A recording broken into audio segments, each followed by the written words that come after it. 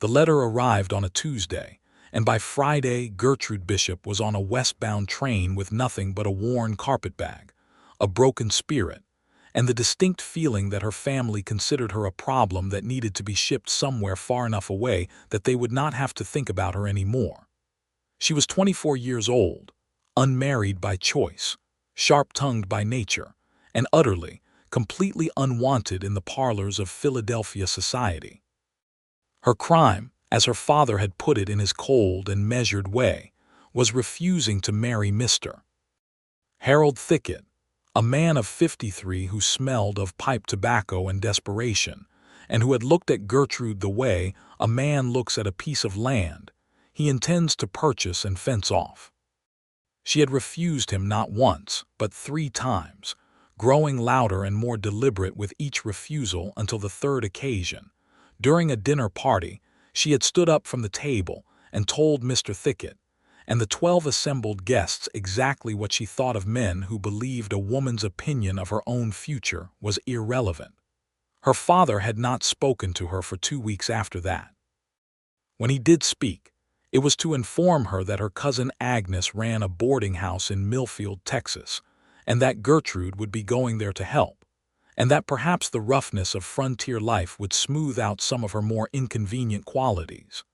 She pressed her forehead against the cool glass of the train window and watched the green hills of the east slowly flatten and bleach into something vast and golden and terrifying.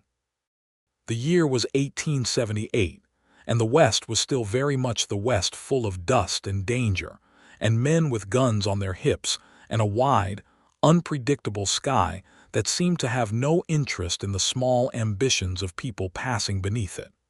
Gertrude did not cry. She had decided she would not cry, and Gertrude Bishop, whatever her faults, was a woman who kept her decisions. She arrived in Millfield on a sweltering afternoon in late May when the air tasted like iron, and the sun sat so low and heavy it seemed to press down on the rooftops. The town was smaller than she had imagined. A single main road flanked by wooden storefronts, a saloon with a crooked sign, a blacksmith, a general store, a church with peeling white paint. Dust lifted in small spiraling columns every time the wind shifted, which was often. A few horses stood at hitching posts, their tails switching at flies with the resigned patience of creatures who had long ago given up expecting anything better. Her cousin Agnes met her at the small train platform. Agnes was 40, broad-shouldered, and cheerful, in the aggressive way of people who have decided that cheerfulness is a form of armor. She embraced Gertrude firmly and said, "You look like someone ran over your cat," and Gertrude said, "I don't have a cat," and Agnes laughed and picked up half the carpetbag herself and said, "You'll do fine here. This place has a way of taking people apart and putting them back together better." Gertrude reserved judgment on that particular promise. The boarding house was a 2-story wooden structure at the far end of town, clean and well-maintained, with a porch that ran the full length of the front and a kitchen that smelled permanently of coffee and cornbread. Agnes ran it with 4 rooms for rent, a communal dining room where she served breakfast and supper to both boarders and locals who paid a small fee, and a vegetable garden behind the house that Gertrude was informed she would be helping tend starting the very next morning. There were 3 boarders at the time of Gertrude's arrival. A schoolteacher named Miss Pratt, who was thin and nervous and talked primarily about the deficiencies of her students. A traveling salesman named Mr. Obed, who was only ever there 2 nights a week and spent both of them snoring loud enough to be heard through 2 walls. And a man named Lionel Garrison, who had the corner room upstairs, and who, Agnes mentioned with an entirely too casual tone, had been boarding with her for going on 8 months now. Gertrude met the schoolteacher at supper that first night, and the salesman she did not meet until the following Wednesday. Lionel Garrison she did not meet until the second morning, when she came downstairs in the gray early light before anyone else was properly awake, and found him already at the kitchen table with a cup of coffee and a piece of paper covered in neat handwriting that he was studying with the kind of focused attention usually reserved for things of great importance. He was 31 years old, though she did not know that yet. He was tall in the way that men who work outdoors tend to be, not artificially so, but built for it, broad through the shoulders with hands that bore the particular roughness of consistent labor. His hair was dark and slightly too long, curling at the back of his collar, and he had a jaw that looked like it had been cut from something that did not intend to apologize for its own angles. He wore a plain blue shirt, work-worn but clean, and he looked up from his paper when she entered and said nothing for a moment, just regarded her with dark brown eyes that were calm and unhurried in a way that Gertrude, who was accustomed to men who immediately began performing for an audience of one, found unexpectedly disorienting. "You must be Agnes's cousin," he said. "And you must be the man in the corner room," Gertrude replied, moving past him toward the coffee pot on the stove, because she needed coffee more than she needed pleasantries. "Lionel Garrison," he said. "Gertrude Bishop," she said. She poured her coffee and turned to find him watching her with an expression she could not quite categorize. Not aggressive, not particularly interested in the way men sometimes looked at women they found attractive and immediately wanted to own. More like the look a man gives something that surprises him in a landscape he thought he knew by heart. "Where are you coming from?" he asked. "Philadelphia." He nodded slowly, as though this confirmed something he had suspected. "Long way." "Felt even longer from the inside," she said, and sat down across the table from him, because there was nowhere else to sit and she was tired enough not to care about the impropriety of sitting alone at a table with a strange man before dawn. He went back to his paper. She drank her coffee. Outside, the birds were beginning their morning argument with the day, and the sky through the window was that particular shade of blue that belongs exclusively to the hour before the sun remembers itself. It was not uncomfortable, the silence between them. That surprised her most of all. Agnes came down 20 minutes later and found them still sitting across from each other. Gertrude on her second cup of coffee and Lionel apparently finished with his paper and now staring thoughtfully at the middle distance. And Agnes looked between them with the expression of a woman who has already drawn a conclusion and is pleased with it, though she said nothing beyond good morning and began making breakfast. Gertrude learned, over the first week, that Lionel Garrison was a rancher. Or rather, he was trying to be. He owned a parcel of land 7 miles south of Millfield, 400 acres of scrub and grassland that had belonged to a homesteader who had given up on it, and sold it for almost nothing before heading back east. Lionel had bought it with money he had saved working cattle drives up from San Antonio for 6 years, and he was in the process of building it into something real. He boarded with Agnes because the house on his land was not yet livable. He had been rebuilding it board by board on weekends and in the evenings, while during the days he worked part-time for the Miller Ranch on the other side of town to supplement his income while the land came together. He rode out every morning before 7 and came back most evenings after dark, and Gertrude would hear his boots on the stairs, steady and unhurried, the same measured pace whether he was tired or energized or somewhere between. He was not a man who let the outside world's mood dictate his own stride, and she noticed this in the way she noticed things she found unusual, which was carefully and without announcing it. Her own days fell into a shape she had not expected. Agnes put her to work immediately and thoroughly: the garden, the cleaning, helping with meals, mending that had piled up, occasional errands to the general store. The work was physical in a way that Philadelphia had never required of her, and the first week her hands blistered and her back ached, and she fell asleep so early and so completely that she did not even have the energy to resent her situation properly. But something was happening beneath the exhaustion. Something was loosening. She started to notice the sky, which in Texas was a different proposition entirely from the sky she had known. It was enormous and dramatic, and entirely indifferent to the small theater of human life being performed beneath it, and there was something about its scale that she found oddly comforting. Her problems, which had felt so crushing in Philadelphia, seemed to lose some of their suffocating weight out here where the horizon was so far away. She started talking to people on her errands to the store. The woman who ran the dry goods counter was named Vera Lawson, a Mexican-American woman in her mid-30s with thick black hair pinned up in a practical knot, and a laugh that came from somewhere genuine and deep. Vera had lived in Millfield for 11 years and knew everything about everyone, and dispensed this knowledge with the calm authority of a person who has earned the right to her opinions. She took an immediate and inexplicable liking to Gertrude, which Gertrude would later understand was because Vera had a finely tuned instinct for people who were more than they currently appeared to be.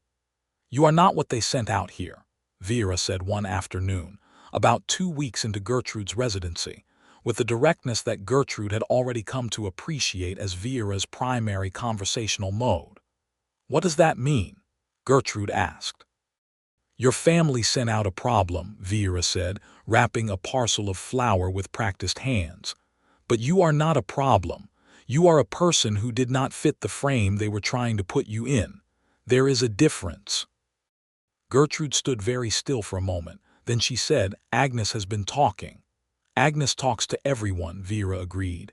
"But I would have figured it out on my own. I am good at reading people. It is a skill I developed when I had to." She slid the parcel across the counter.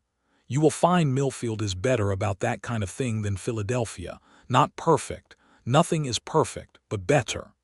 This was true, Gertrude discovered. There were injustices here, certainly.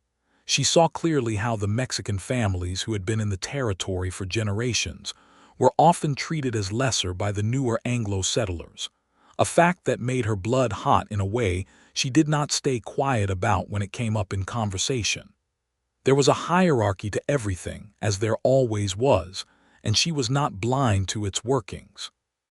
But there was also a directness to frontier life that she had not encountered before, a kind of rough honesty born of the fact that survival required knowing what was actually true about a situation rather than what was politely pretended. People said what they meant mostly. They judged you by what you could do largely, and they did not in the main particularly care what Philadelphia thought of anything. She was 3 weeks in when Lionel Garrison first said something that was not directly transactional.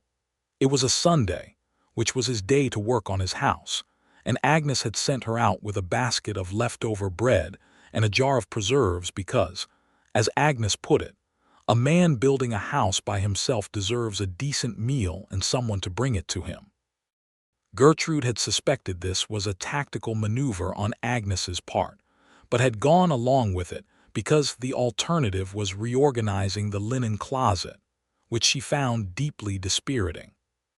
She had borrowed one of Agnes's horses, a patient old mare named Clover, and ridden the 7 miles south on a road that was more suggestion than fact, following Agnes's directions through grassland that shimmered in the late morning heat.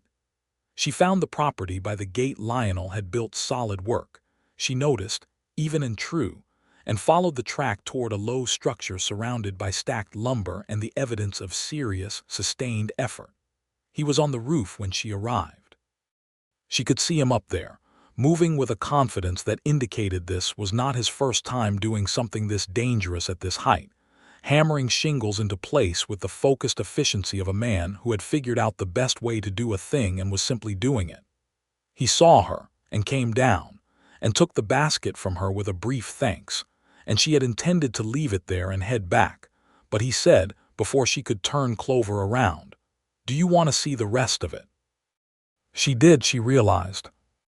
So she tied Clover to the fence post and followed him around the property while he showed her what he had done and what he intended to do, speaking about it in the measured, specific way of a man who has spent a great deal of time with a plan inside his own head and is not used to being asked to share it aloud.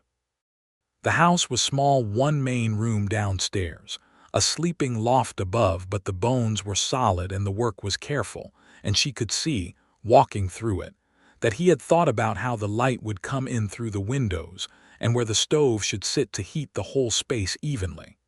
"You built the frame yourself?" she asked, running her hand along a doorframe that was perfectly plumb. Mostly, he said. Tom Miller helped me raise the walls last fall, but the rest of it has been me. Why? She asked, which was a strange question, she supposed, but what she meant was why this land, why this particular hard thing, why choose to build something from nothing when there were easier ways? He understood what she meant, which surprised her. Because I have been working other people's cattle on other people's land for 6 years, he said. I want something that is mine, something I built. He looked at the wall where a window would eventually go. I want to be able to look at a thing and know I made it. She stood in the half-finished kitchen the floor was in. The walls were up, but there was no ceiling yet, and looked up through the open roof at the enormous Texas sky, and thought that she understood exactly what he meant. Not in the specific way of building a house, but in the deeper way of it. The wanting of something that was yours. The need to make something that was not assigned to you by someone else's plan for your life. I think that is a reasonable thing to want, she said. He looked at her then, and something shifted in his expression. Not dramatically, nothing that would be visible to anyone not paying close attention, but she was paying close attention. Your cousin tells me you refused 3 marriage proposals, he said. My cousin talks too much, Gertrude said evenly. She does, he agreed, but she says it with admiration. Apparently you told the last one exactly what you thought of him in front of a dinner party. I did. What did you say? She told him. She was not accustomed to telling men this story because in her experience men found it either alarming or funny in the wrong way.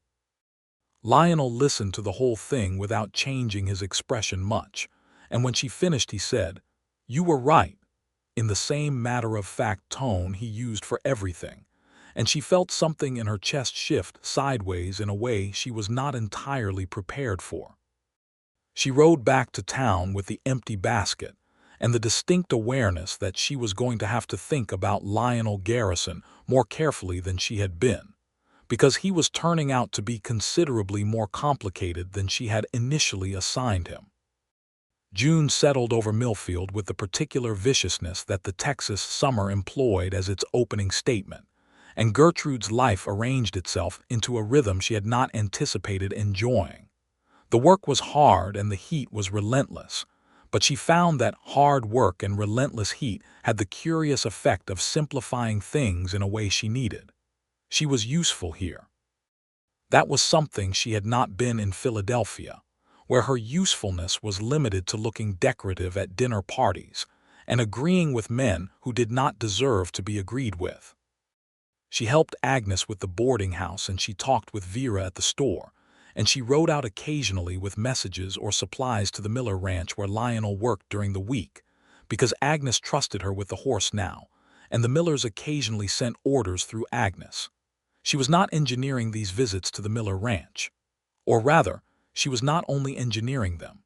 Tom Miller was 50, weathered and gruff in the way of men who communicate primarily through activity rather than words.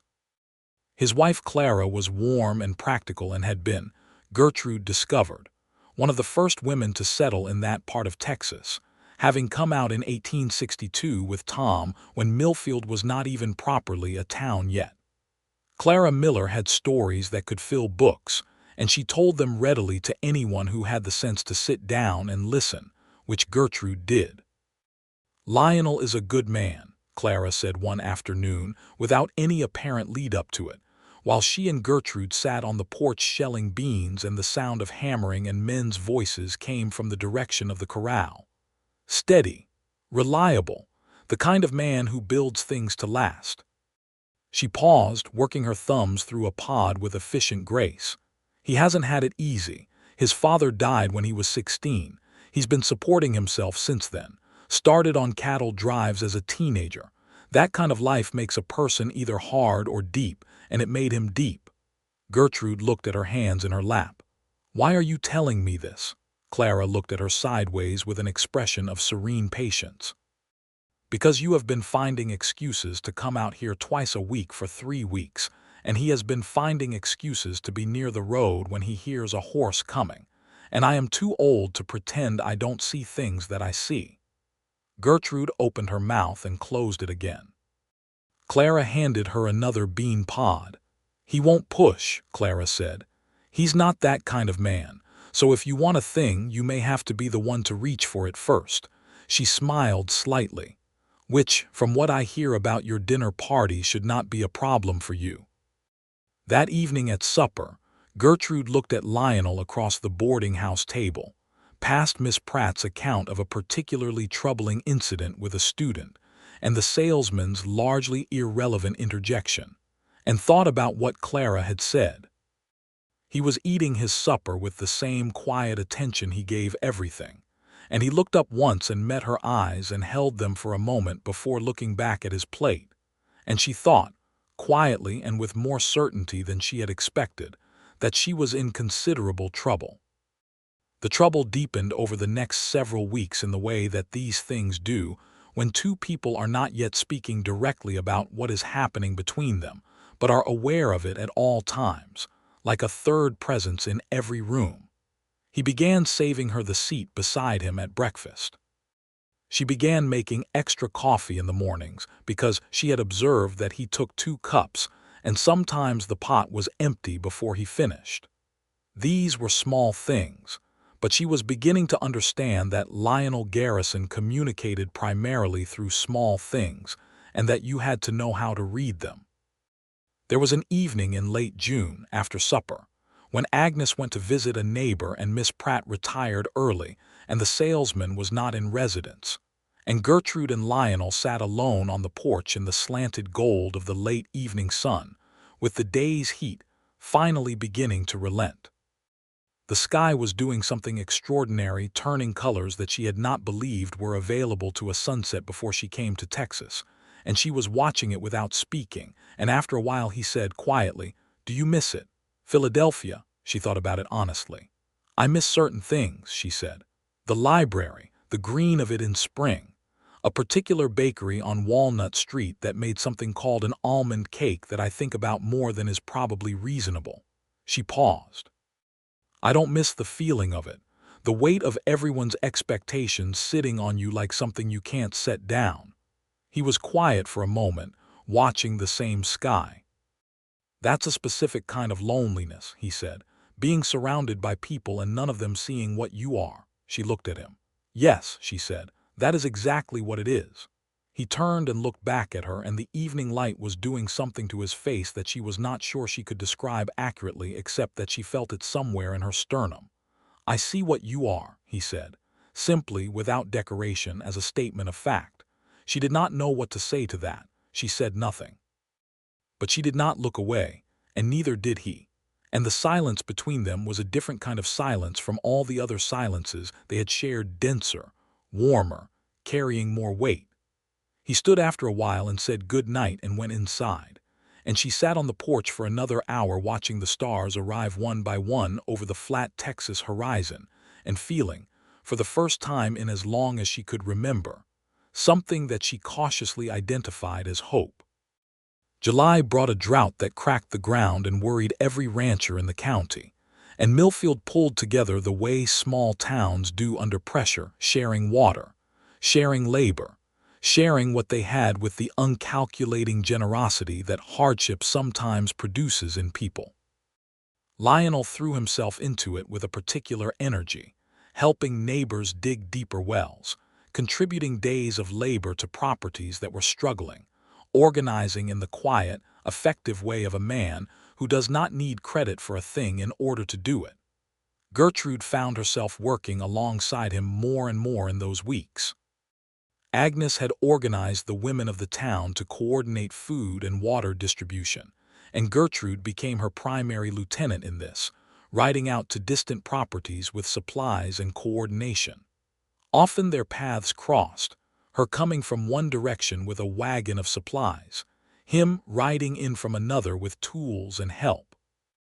They would stop and exchange information, practical conversation about who needed what and where, and gradually these exchanges grew longer, spilling past the practical into the personal, the way water finds the low ground. She told him about her mother, who had died when Gertrude was 12, and how after that her father had seemed to regard her primarily as an administrative problem rather than a daughter. He told her about the cattle drives, the brutal tedium of them, the camaraderie, the loneliness, the particular satisfaction of work that was honest even when it was hard. She told him about her dream, which she had never told anyone, of teaching. She had been educated well, had read everything she could get her hands on, and there was something about putting knowledge into other people's hands that appealed to her in a bone-deep way. He listened to this without the slight dismissiveness she had learned to expect from men when women spoke of their ambitions, and when she finished he said, "Miss Pratt is not doing particularly well at the school. I've heard 3 separate parents say so this month." She looked at him. "Are you suggesting something?" "I'm saying there is a schoolteacher position in Millfield that is going to need filling at some point," he said. "That is all I am saying." She turned this over in her mind for the rest of that afternoon. The drought broke in the middle of August in the spectacular Texas fashion, with a storm that built for 2 days on the horizon, before arriving all at once in a declaration of water and lightning and rolling thunder that rattled every window in Millfield, and left the streets running with red mud and the air smelling like something new beginning. Gertrude stood at the upstairs window and watched it come, and felt something parallel to the storm happening inside her, which she recognized now as the thing that happened whenever she thought about Lionel, which was most of the time. He had come in soaked from seeing to his animals. He had brought several of them closer to the boarding house in anticipation of the storm, and she had met him in the kitchen with a towel, and then made him coffee, and he had sat dripping at the kitchen table and looked at her with such open warmth in his face that she had to look away or say something she was not yet ready to say. But they were getting there. She could feel it the way you can feel a change in the weather before the clouds arrive. August turned toward September and the heat began its slow, grudging retreat, and one Saturday morning Lionel appeared at breakfast and asked her, with the careful formality he apparently reserved for things that mattered to him, if she would like to ride out to his property with him. Not to bring supplies, not for any practical reason he could name, just because he would like to show her how much work he had done since her last visit if she was interested. She was interested. She was so interested that she was ready and waiting with Clover saddled before he had finished his second cup of coffee, which made him smile, not a broad, performed smile, but the quiet, real one she had started cataloging, the ones that reached his eyes and changed the whole geography of his face. They rode out together through the late summer morning, through the grassland that had greened somewhat with the recent rain, under a sky that was performing its usual spectacular indifference in shades of blue she still had not found adequate words for. He pointed out things as they rode, a hawk circling far above, a line of cottonwood trees following an underground creek, the particular quality of the soil in this section versus that one. He knew this land with the intimacy of someone who had paid for it with years of his life, and was learning it as carefully as a language he intended to speak forever. The house had changed considerably since her first visit. There was a ceiling now, and the kitchen had its stove installed and its window in, and upstairs the sleeping loft was floored and railed, and there was a porch being built along the south side that would catch the evening breeze. It was small and it was simple, but it was solid and it was real, and standing inside it she had the feeling of being inside something that had been built with care for someone's whole life. "It's almost done," she said. "Another month or 2, he said. "The porch and some inside work." She walked to the kitchen window and looked out at the land beyond. And then I move in," he said. "Get more cattle, start building the herd properly." He was quiet for a moment. "I've been thinking about adding a second room downstairs." She turned to look at him. He was standing in the doorway between the kitchen and the main room, and he was watching her with that careful, steady attention that she had come to understand was his way of telling her something he was not yet saying out loud. "That seems like good planning," she said carefully. "I thought so," he said. The air between them was so full of things unsaid that she felt she could almost touch them. She turned back to the window because she needed a moment, and then she heard him cross the room and she turned, and he was close, not inappropriate, not demanding, simply present in the way he always was, with the same quiet attention he gave to everything that mattered to him. And she thought, in the clear part of her mind that was not currently doing something wild in the vicinity of her heart, that she had never in her life been looked at the way this man looked at her. "Gertrude," he said. Her name in his mouth sounded like something being said for the first time, and also like something that had always been there, waiting. "Yes," she said, which was not an answer to anything he had asked yet, but it was accurate. He reached out and took her hand. His hands were rough from the work, warm from the summer morning, and they held hers with the same certainty and care he brought to everything, as though he had done this 1,000 times and also as though he understood exactly what it meant. "I want to ask you something," he said, "but I want to ask it properly." "Ask it however you would like," she said. "I am not particular about the format." Something in him relaxed slightly, the particular way of a man who has been holding himself carefully in preparation for a thing that now seems less dangerous than he feared. "I know you were sent here because someone thought it was a punishment," he said, "and I know you are more than this place deserves, but I also think if you wanted it, this place could be good to you. I could be good to you." He held her gaze steadily. "Would you consider staying, not because you have to, because you want to?" She looked at him for a long, full moment. The kitchen window let in the morning light and the sound of the wind in the grass outside, and the smell of new wood and possibility was everywhere. And she thought about Philadelphia and the weight of it. And she thought about this, the space and the sky and the work and the realness of everything out here. And she thought about this man who had looked at her from the first morning and seen her, actually seen her, not the problem she was supposed to be, not the inconvenient woman, but her. "I will consider it," she said. "Ask me again in a few weeks." He smiled, the real one, fair enough. She did not pull her hand away, and he did not let it go, and they stood like that in the almost finished kitchen of a house he had built with his own hands, while the Texas morning went golden outside the window, and something between them settled into place with the quiet permanence of a roof beam finding its position. She spoke to Agnes that evening. Agnes, who was sitting on the porch with her mending and her expression of someone who already knows exactly what is happening, listened to Gertrude's account of the day and then said, "It's about time," in a tone of profound satisfaction. "You have been engineering this from the beginning," Gertrude said, not accusingly, because she found she did not particularly mind. "I sent you with bread and preserves," Agnes said mildly. "What you did with it was your own business." "He makes me feel," Gertrude started and stopped, because she was not a woman who typically ran short of words, and the fact that she was running short of them now said something she could hear even if she could not yet say it. "I know," Agnes said, and went back to her mending. September came in cooler and generous, the light turning the particular amber gold that belonged to autumn on the frontier, and Millfield settled into the rhythms of harvest and preparation for winter. Gertrude had been talking with the school board, 3 businessmen and Clara Miller, who had insisted on being included, about the teaching position. Miss Pratt had announced her intention to leave at the end of the term, confirming what had been privately obvious for some time, and Gertrude's name had come up in ways that suggested the mention was not accidental. She sat before the board on a Tuesday afternoon and was asked questions about her qualifications, which were genuine. She had received a thorough education, read extensively, and had the kind of organized, energetic mind that tends to produce good teachers.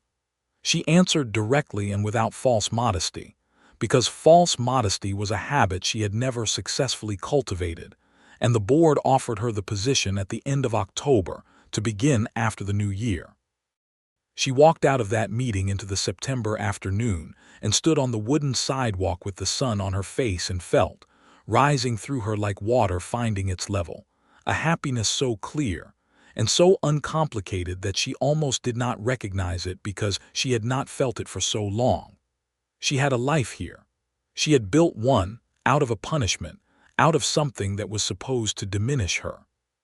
She had a purpose and a place and people who valued her, and she admitted it to herself fully now, standing on the sidewalk with the autumn light falling on her.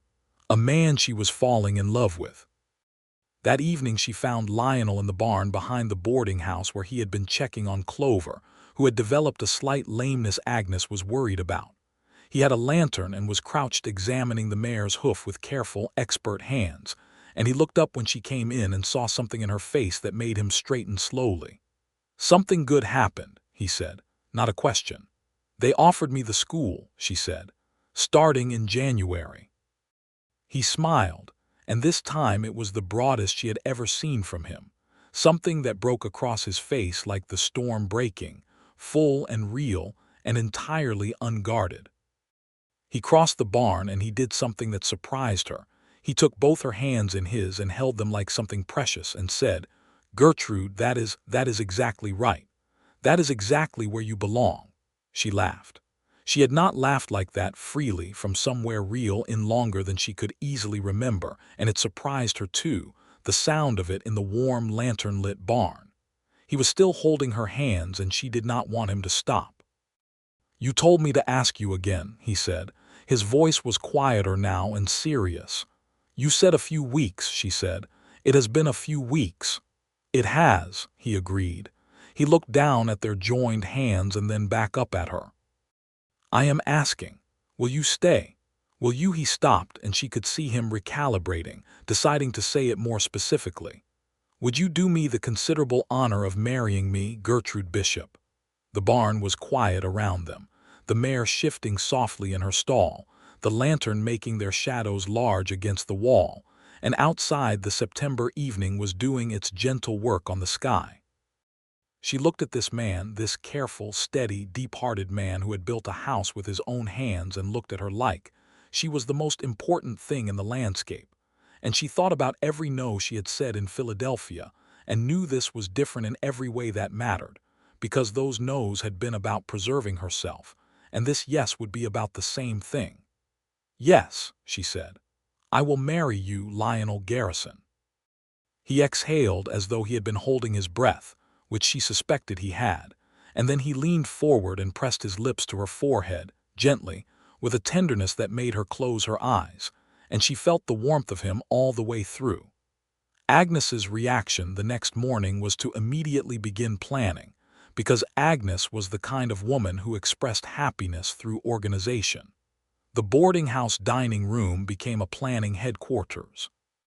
Vera Lawson was summoned and arrived with opinions, and a length of fabric she had been keeping for something special, and Clara Miller rode in the following Sunday, and pronounced herself delighted and immediately practical about what needed to be done before winter made certain things impossible. The town of Millfield took the news with the particular warmth of a community that recognizes one of its own making a right choice. Congratulations appeared in the form of pies left on the porch and nods in the street, and the genuine well-wishing of people who had watched two things come together the way things are meant to. Even Tom Miller, who expressed almost everything through handshakes and grunts, shook Lionel's hand for an unusually long time and said, "Good," in a tone that meant considerably more. They were married on the first Saturday of October, in the church with the peeling white paint which had been freshly painted for the occasion by a collective of volunteers who apparently decided that the building needed to meet the moment. It was not a grand ceremony. The dress Vera had helped her make was simple, pale blue cotton that caught the October light beautifully. Agnes stood beside her, and Tom Miller stood beside Lionel and the minister. A young man named Reverend Hayes, who had arrived in Millfield only 6 months before and was still slightly astonished by everything, performed the ceremony with earnest solemnity. When Lionel said his vows, he said them looking directly at her with the same steady attention he brought to everything, and his voice was low and certain, and she heard in it everything he did not always have words for: the depth of him, the constancy, the particular care he gave to things that mattered to him. When she said hers, she said them clearly, without trembling, because she was absolutely sure. He kissed her once chastely, in front of the assembled guests, and she heard Agnes make a small sound that was undeniably a sniff, And then the whole gathering moved to the space behind the boarding house where tables had been set up, and food contributed by half the town was spread across them. And music was produced from somewhere in the form of a fiddle, and a man who played it with more enthusiasm than precision, but with sufficient spirit to make dancing possible. She danced with Lionel twice, and she felt, in those few minutes of his hand at her waist and his eyes on her face in the October afternoon, that the whole accumulated weight of Philadelphia and the train ride west and the blistered hands and the heat and the drought and the long, careful dance of getting to know this man. All of it had been leading exactly here, to this particular Saturday, to this specific version of her life that she would not have chosen for herself because she had not known it was possible. They moved into the house 2 weeks after the wedding. The last of the interior work was finished. The second room Lionel had mentioned adding was complete, a proper bedroom to the south of the main room with windows that caught the afternoon sun. And on the Saturday they loaded Gertrude's carpetbag and the few things she had accumulated in her months at the boarding house into a wagon and made the 7-mile drive south through the autumn grassland. The house was small. It was entirely real. It was theirs. She stood in the kitchen that first morning and put coffee on the stove she now owned, in a house she now owned on land that was theirs, and looked out the window Lionel had planned for the light, and the autumn sky was doing something magnificent with the colors of itself, and she thought of her father's letter, the one that had sent her west as though west were a sentence. She thought she ought to write him and thank him. She suspected she never would quite, but she thought it. The winter was her favorite kind of hard, the kind with clear, specific challenges and adequate warmth to come home to. Lionel worked through it methodically, the way he worked through everything, building the herd slowly, improving the outbuildings, planning the expansion that would come in the spring. She began at the school in January as promised, riding into Millfield 3 days a week on Clover, now fully recovered, and spending the other 2 days working with Lionel on the property. She was a good teacher. She had suspected she would be. She liked children in the specific, practical way of someone who does not romanticize them, but finds their minds genuinely interesting. And she was confirmed in this by the fact that within 2 months her students were learning at a pace that had parents telling her at church that their children now talked about school the way they used to talk about playing. She taught them reading and arithmetic and history, and sometimes on Friday afternoons she read them stories, proper ones, from the books she had brought with her and supplemented with others ordered from the East, and watched them lean forward in their seats the way children do when something is capturing them, and felt a satisfaction so clean it was almost physical. The evenings she loved best. The evenings when the day's work was done and the land was dark and quiet outside, and the stove was burning and she and Lionel sat together, sometimes talking, sometimes reading separately, sometimes doing nothing in particular in the warm interior of the house he had built, the house that was now their life. He had a habit of reading with his hand resting on the table near wherever hers was, not quite touching, just present, and she had a habit of reaching out and putting her hand over his, and he would turn it palm up and hold hers without looking up from his book. And this small, repeated thing was one of the great comforts of her existence in a way she could not have explained to anyone who had not felt it. They talked about everything. That was what surprised her most, over and over, that there was so much to say and he was interested in all of it, and she was interested in all of his. He had opinions about history and questions about books she had read that he hadn't, and ideas about the land and its future that were ambitious and thoughtful. She had thoughts about education and politics, and the injustices she observed between settlers and the Mexican families, who had been there first, and the broader unfairness of the world's arrangement of its priorities. And he listened to all of it without condescension and argued back when he disagreed, which was not often but happened enough to make the conversation real. In March, she found out she was pregnant. She sat with this knowledge for a full morning before telling him, not from fear but because she wanted to understand what she felt about it first, which was her habit to know her own mind before she gave it to anyone else. What she felt, when she examined it carefully, was joy. Clear, uncomplicated, large-skied joy. She told him that evening.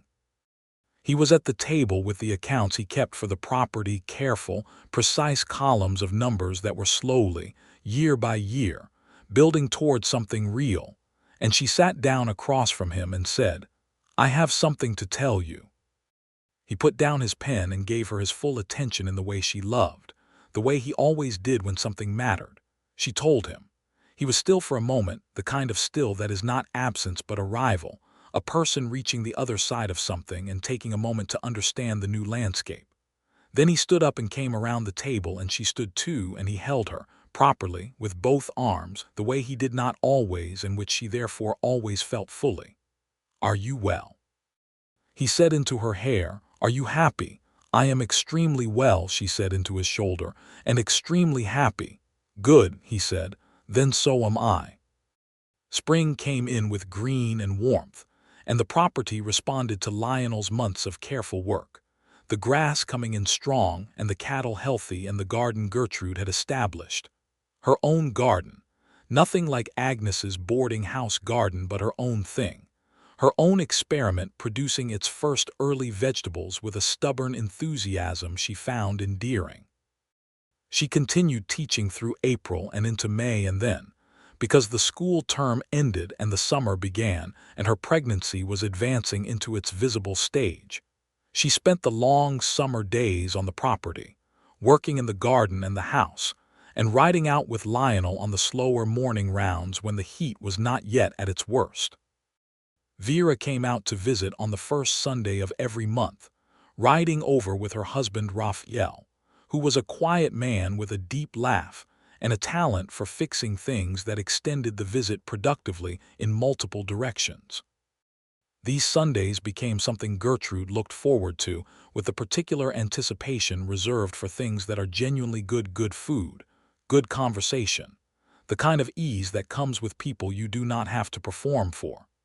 Agnes visited often and had developed the habit of bringing something with her, a pie, a length of fabric, a book she had acquired from someone passing through, and staying for dinner and leaving with the satisfied air of a woman who is exactly where she intended things to be.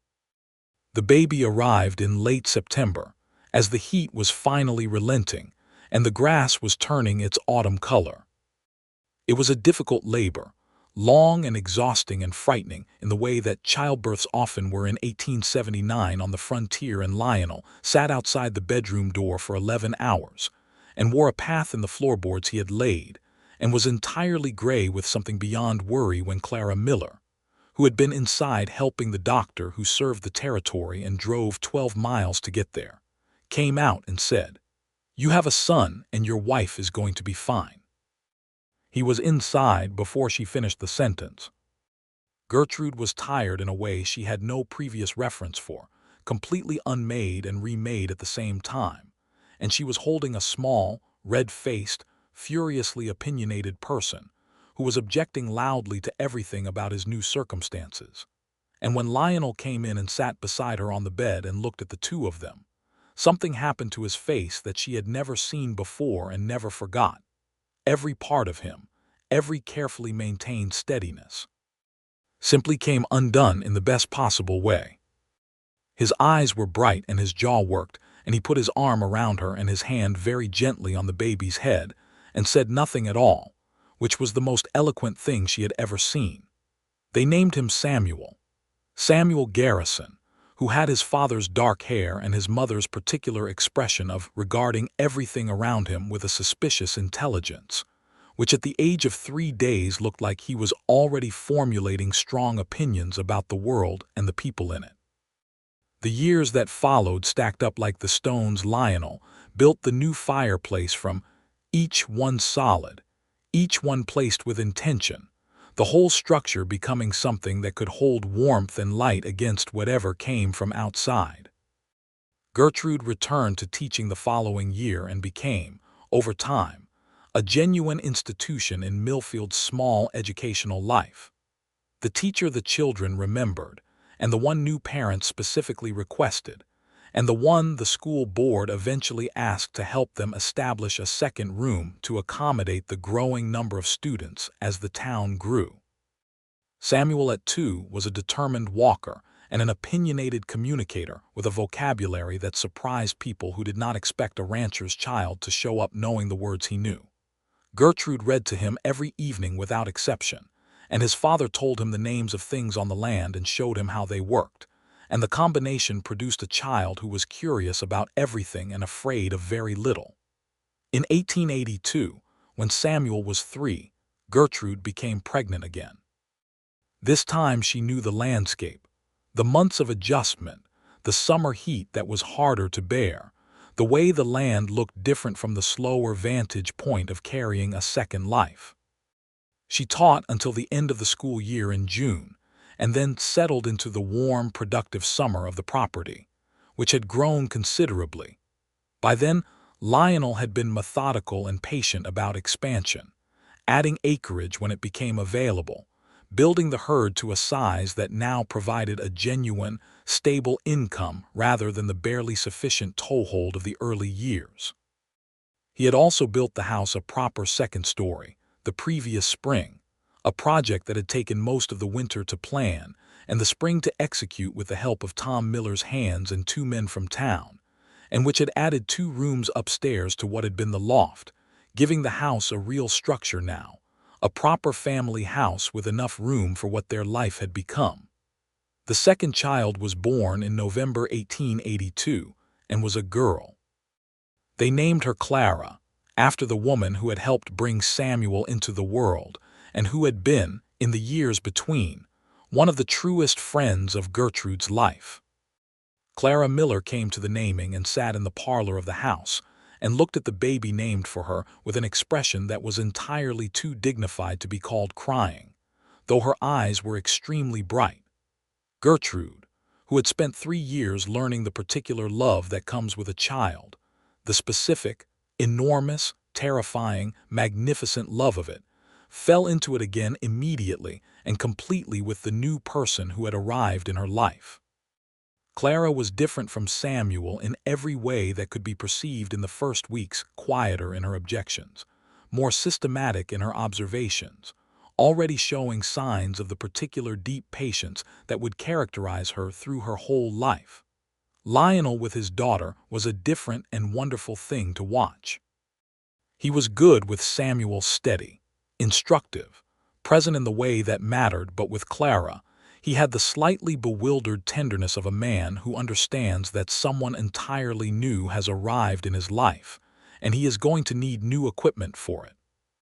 Gertrude watched him hold her, this careful man with his rough, work-worn hands, holding his daughter with the same precision he brought to everything that was important to him, and felt the kind of love that is not a feeling so much as a conviction, a certainty settled in the bones. The seasons turned, and the property grew, and the children grew, and the life grew, filling out and deepening in all directions the way lives do when they are lived in the right place with the right person.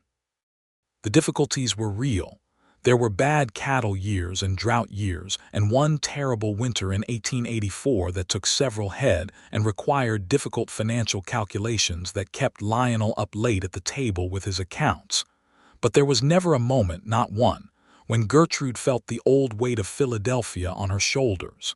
The life here was hers. She had made it. It fit her the way nothing before it had. She received one letter from her father in those years, in 1883, a stiff and brief communication that acknowledged that he had heard she had found a suitable situation and hoped she was behaving in a manner that did not embarrass the family, which told her exactly what she already knew about him and required no response she was willing to give. She put it in the stove and watched it go to ash and felt nothing more complicated than a mild, distant sadness for a man who had never understood what he had in her and now never would. She did write to her younger sister, Edith, who was 22 and living under their father's roof, and who had written to Gertrude first, a careful and wistful letter that Gertrude read between the lines with great attention. She wrote back with her whole heart, not the edited, careful letters that Philadelphia required. But the real thing, describing her life and her husband and her children and her teaching, and the quality of the sky in Texas on a clear morning, and what it felt like to be something you had made yourself.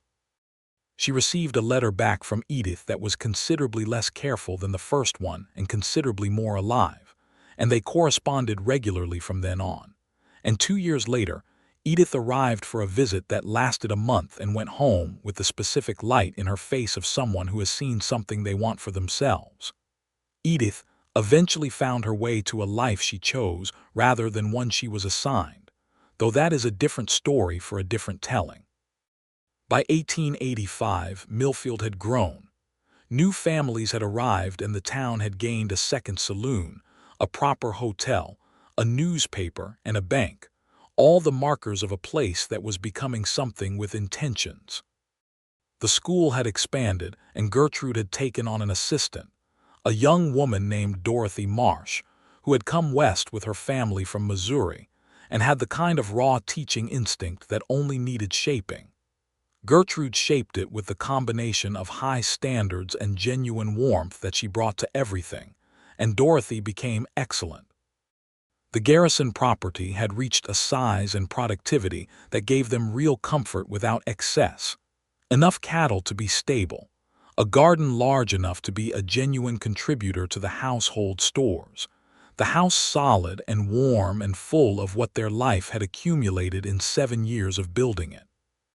The fireplace Lionel had built was the center of the winter evenings, and the porch he had expanded twice was the center of the summer ones. And the kitchen was always warm and always smelled of coffee, and whatever Gertrude was testing on the stove with the experimental enthusiasm of a woman who approached cooking the same way she approached everything she undertook, as a problem to be solved interestingly. Samuel was 6 in 1885 and in school, in his mother's classroom, which was an arrangement they had both given careful thought to, and decided was workable if both of them maintained appropriate seriousness about it, which they did mostly, though there was an incident in October involving a frog that stretched both their resources considerably. Clara was 3, and had established herself as a person of strong aesthetic opinions and remarkable verbal precision. She had her father's calm and her mother's sharpness, and the combination was going to be something extraordinary when it matured. On an evening in October 1885, 7 years after Gertrude had stepped off a westbound train in Millfield with her carpetbag and her broken spirit and no particular hope, she sat on the porch of the house her husband had built and watched the sun go down over the grassland and felt the specific weight and warmth of her life as it was, right then, exactly as she had made it. Lionel came out and sat beside her, as he always did, with 2 cups of coffee.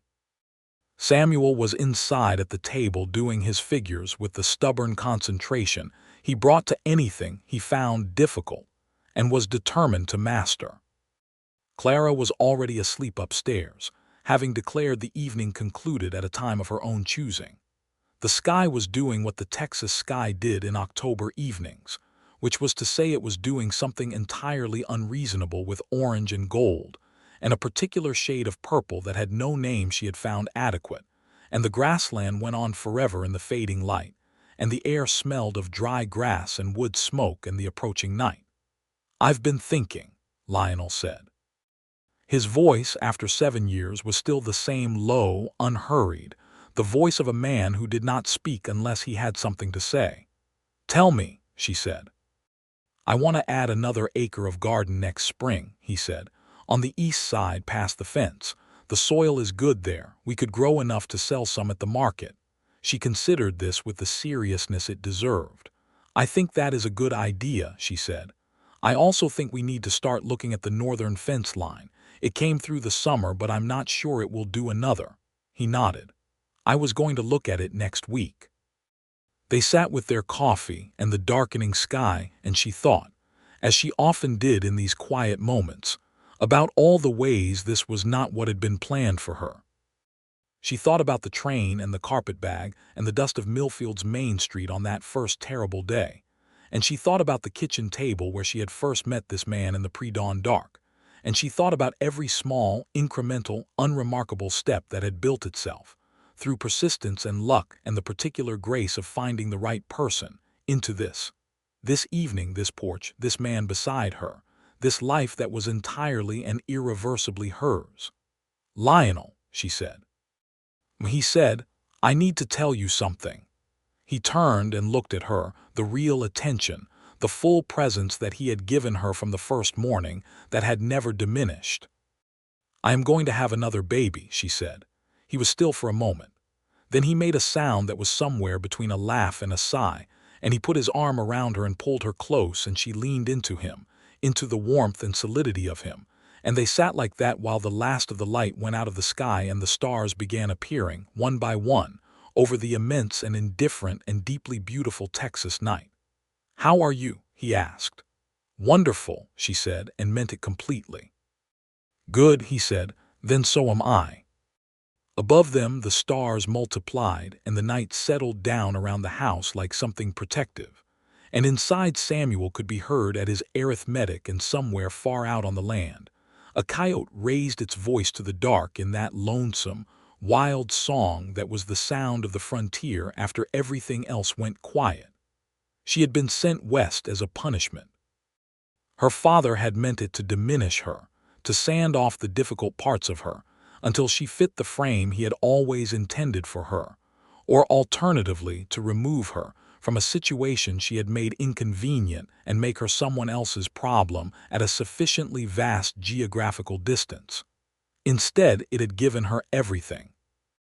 A town that needed her and valued her in the specific, practical way of frontier places that measure worth in what a person actually does.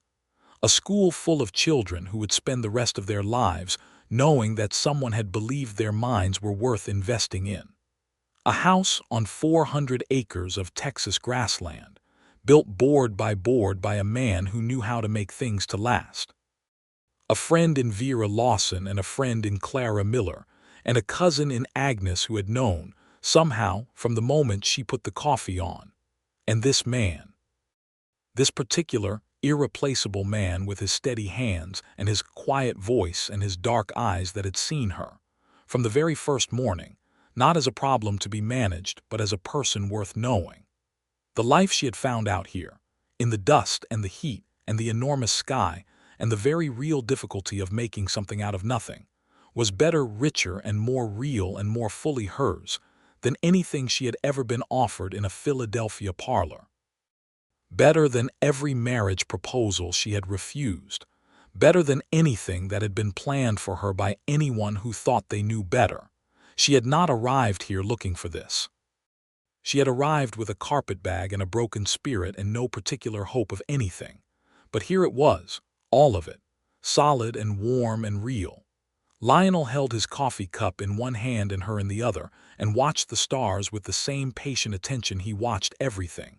And she felt, against his side in the October night, the particular and permanent peace of a woman who has found the life she was meant for and has the wisdom to know it. The baby would come in the spring. Samuel would master his figures and have opinions about the frog incident for years. Clara would wake tomorrow with new and specific thoughts about how things should be arranged. The school would start its new term in January. The northern fence would need repairs. The garden would expand. The cattle would multiply or not according to the year's mercy and their own careful management. The seasons would turn and the work would come and they would meet it together, as they met everything, steadily, directly, without flinching, with everything they had. 3 years later, in 1888, they would add a proper barn and Lionel would take Samuel out on his first cattle count, with the pride of a man who understands he is teaching his child what he himself was taught by hard years on the trail. Clara would already be reading by then, at 4, with a focus that alarmed her teacher, though her teacher was her mother, and was actually enormously pleased, secretly. The new baby, a boy they named Thomas, would by then be walking and saying things that made everyone in the house laugh with the particular surprise of people who had not anticipated that degree of personality from someone barely 3 feet tall. And still on the October evenings, and the January evenings, and the evenings of every season, they would sit together on the porch or by the fire with their coffee, the two of them at the end of a day that had required everything from them and given them everything back in return, and talk or not talk, and the enormous Texas sky would do its nightly work above them, and the land they had made theirs would rest quiet in the dark. This was the life she had not planned for, that had not been planned for her by anyone. This was the life that had been waiting for her. She had only needed to be sent far enough from everything she did not need in order to find everything she did. The last thing she always noticed on the evenings when she sat with this thought was how completely she had stopped missing anything, how full the space inside her was, how the want that had shadowed her whole young life in Philadelphia, the shapeless, hungry want of someone who knows they are not living their actual life, was simply gone, replaced by something quieter and more lasting. Not the absence of desire. She still wanted things. She wanted the school to have better books and the northern fence to hold and Samuel to stop putting frogs in places where frogs did not belong and Clara to eventually come down from the fixed position she had taken on the subject of bedtime. And she wanted many more years of this, of all of it, stretching out ahead of her as long as the horizon stretched. But the old want, the wanting of a self she was not allowed to be, a life she was not permitted to have, that was gone. She was her whole self. She was entirely here. Lionel said, one evening in 1886, with the particular randomness of a man who says things when he thinks them and had apparently been thinking this for some time, "I'm the luckiest man in the territory." She looked at him sideways. "What brought that on?" "I was thinking about the morning you came downstairs before dawn and sat across the table from me and were rude about my question about Philadelphia," he said, with the small smile that still changed the whole geography of his face. "I was not rude," she said. "I was direct." "You were both," he said. "And I thought right then that I wanted to know everything about you. I didn't have the sense yet to know what that meant." She was quiet for a moment, listening to the night and the fire and Samuel turning in his sleep upstairs and Clara's soft, steady breathing from the room beyond. "What did you think it meant?" she asked. "I thought it meant I was curious," he said. "I have been curious about you every single day since." She reached across the table and put her hand over his the way she always did. He turned his palm up and held it. "I think," she said, "that is the best thing anyone has ever said to me." "Good," he said. And he meant it, and she heard it, and the fire burned and the night held still around them, and the life that had been waiting for her, the life she had been sent west to find without anyone intending it, was everything around her, everywhere she looked, full and real and permanent. Exactly as it should have been. Exactly as it was.